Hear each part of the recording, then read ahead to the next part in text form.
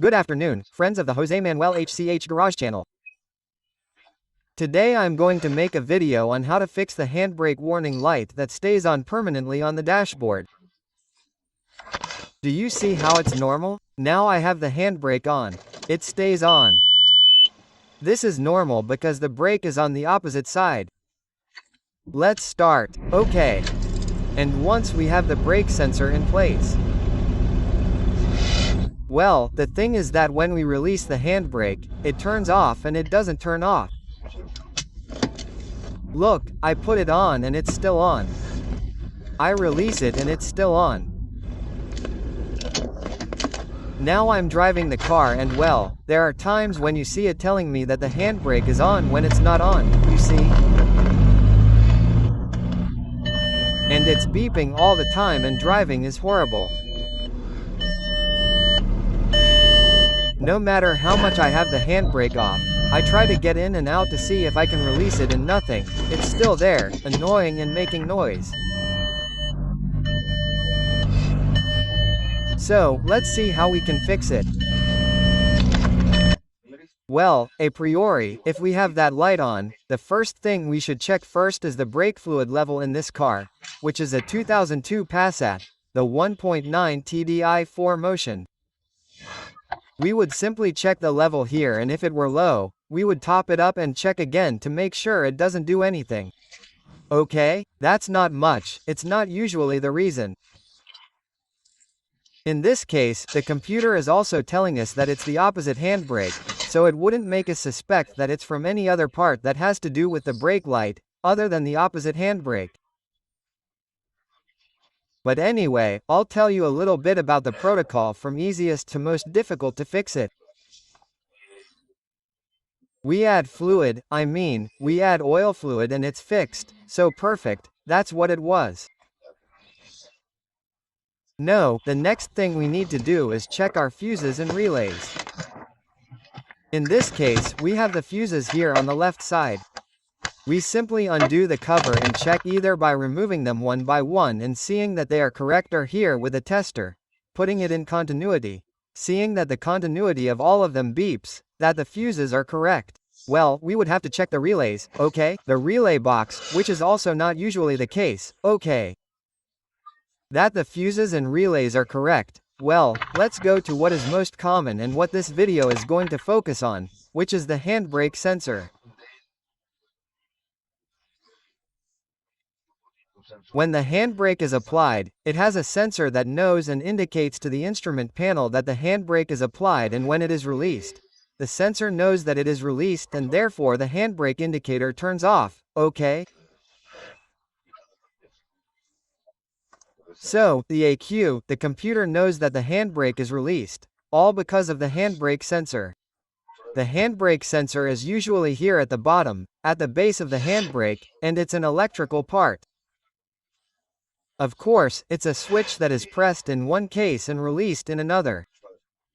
Pressed, released, okay? When the handbrake is lowered, it is pressed and when the handbrake is raised, it is released, okay? Or the other way around, depending on the case. In any case, if that sensor fails, that switch fails, then it doesn't pick up the signal that the handbrake is on or off. Therefore, the first thing to do after these preliminary and initial checks that I mentioned is to verify that the sensor works and that the button is pressed or released when the handbrake is applied or released. The second thing is that the sensor is correct. If it is damaged, which is the most common, the sensor is replaced and the problem is that it is released. That way, it is fixed. So, let's see in the case of this Passat 1.9 TDI from 2002, which there are a lot of cars for, especially this video was made for those cars, of course, because for the others you will have to see how to access the handbrake sensor. Here in this video we are going to see how to access the handbrake sensor on a Volkswagen Passat from 2002, I repeat. So, to access the handbrake sensor, what we have to do is remove this. Sorry for how dirty the car is, but I haven't had time to clean it now for the video, okay?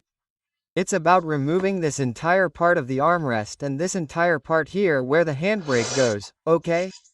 How do we remove it? Okay, well, the first thing we have to do to remove it is remove this. this trim on this side, and the equivalent on the opposite side, and there's a small screw there. So, we have to remove the small screw on this side and the small screw on this side. To do that, we'll move the seats back so we can properly remove this little cover that I'm telling you about. See? That's the cover. This is the cover. We remove it and there we can access those two screws. First step, remove the screw. The screw on this side, I repeat, and the screw on this other side. I'm going to do it and we'll continue. We've removed the cover where the screw goes and we've removed the screws on both sides. The next thing we have to do is remove the screws that go in the back. Let's see. The screws that go in the back. We have to take this thing out. Okay, I'll take this out and show it to you now. Okay, let's take the ashtray out here. Let's see if I can show it to you. There are two screws here. Do you see? One, and let's see. And there's the other one. Well, those two screws down here, those two have to be removed. So we're going to remove them with keys. And once I've removed the two screws, which I left there on the floor, we can now remove this part here. Okay. Now it's removed and this part here is removed.